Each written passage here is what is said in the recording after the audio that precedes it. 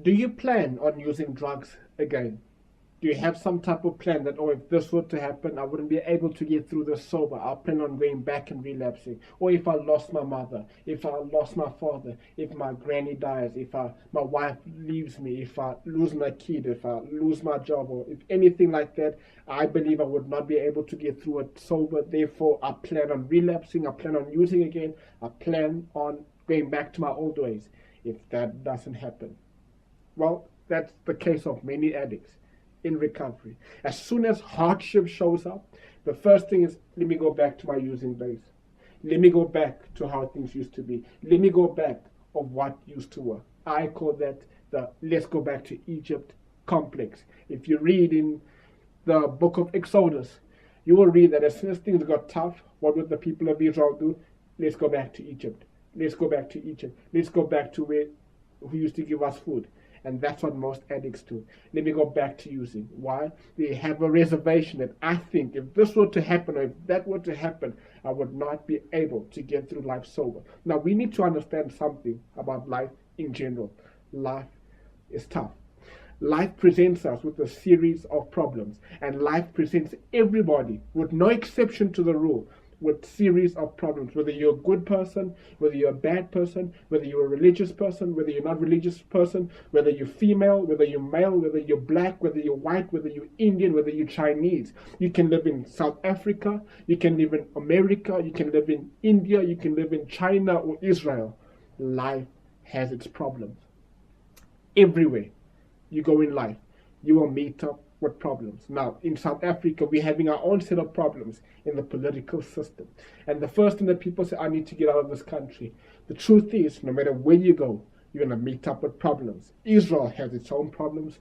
America has its own problems. Russia has its own problems. And Syria has its own problems. And as human beings, everybody has their own set of problems. And we need to be strong and brave and have more enough faith to believe that we can get through anything in life, no matter how tough it is, sober-minded. And we should not preserve and reserve that if something bad or terrible were to happen to me, I would not be able to get through it sober. And I plan that when that happens, I am definitely going to relapse. And relapse is an option or a choice, or even suicide is a choice or an option if things don't go my way. We need to understand that sometimes things will not go according to plan, and sometimes things will not go our way. And that is not something that we should use as an occasion to relapse and go back to our old ways. We need not get despondent, low of spirit, lose heart, lose faith, and be cowards. Reservations are places in our program that we have reserved for a relapse, and we should not do that. They may be built around the idea that we can retain a small measure of control. And that's another problem.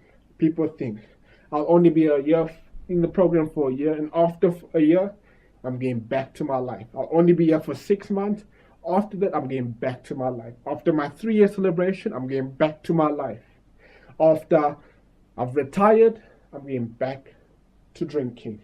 And the sad truth is, a lot of people that have the type of mindset in recovery go right back to square one, and usually they pick up right where they left off in their drug addiction, and this time things become much more worse and severe than before. We need not plan a relapse and think that after a certain amount of clean time, after a certain amount of meetings, after a certain amount of step work, we have this under control. I don't need to do meetings, I can do it my way. I can now start going to clubs, I can go see a prostitute, it's okay, I can do it sober. We need not be foolish enough to think that this thing under control.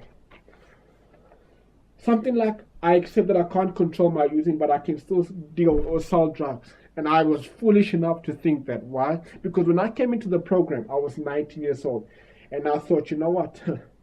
I still want to enjoy a little bit. So you know what? I'll stay clean and sober, but I'll still sell weed aside. Well, it does not work that way.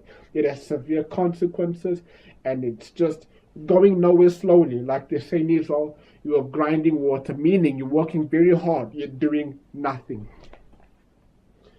Or we may think that we can remain friends with people that we used to use with or bought from. Now, here's another issue, and this affects most of the time young people, because I know I've been through something like this, where you think, you know what, I still want to be popular, I still want to be cool. I still want to fit in. I still want to have that Facebook page. I still want to be liked. I still want to go to News Cafe and chat with the girls and be one of the guys. Yet I'll still work the program and be sober. The truth is that it doesn't work, because once you put yourself in a situation like that, you put yourself through a test, through a temptation, and you will be seduced by the fact that, you know what, I want more and I want to fit in, and what I'm doing being sober is just not cutting it out, and you'll have that feeling of I am missing out. We may think that certain parts of the program don't apply to us.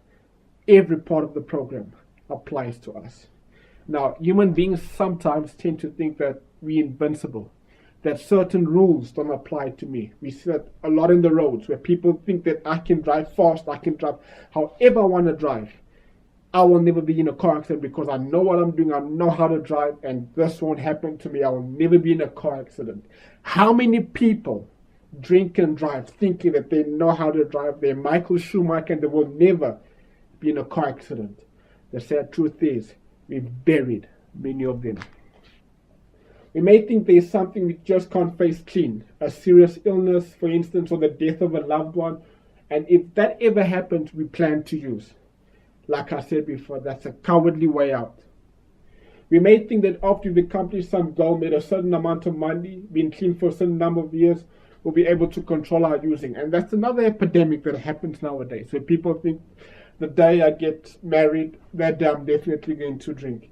The day my daughter gets married, that day I'm definitely going to open up a bottle of champagne. The day my grandson is born, I'm definitely going to enjoy. Or amongst the young people, on my 21st, that day, I definitely need to get drunk and go out. Well, I wasn't recovering from the age of 19, and for my 21st, I didn't get drunk. I had a small braai with a couple of friends. We ate meat. They smoked hookah pipe.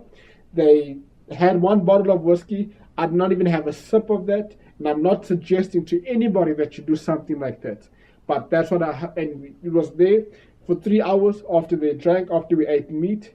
They left. I went home and I spent the rest of the night with my family and with my relatives and with my cousins, and that was my 21st. Reservations are usually tucked away in the back of our mind. We might not be fully conscious of them. It is essential that we expose them. Any reservations we may have need to be cancelled right here, right now. What are reservations that you have? Do you plan on going back? If you do, I suggest you change your mind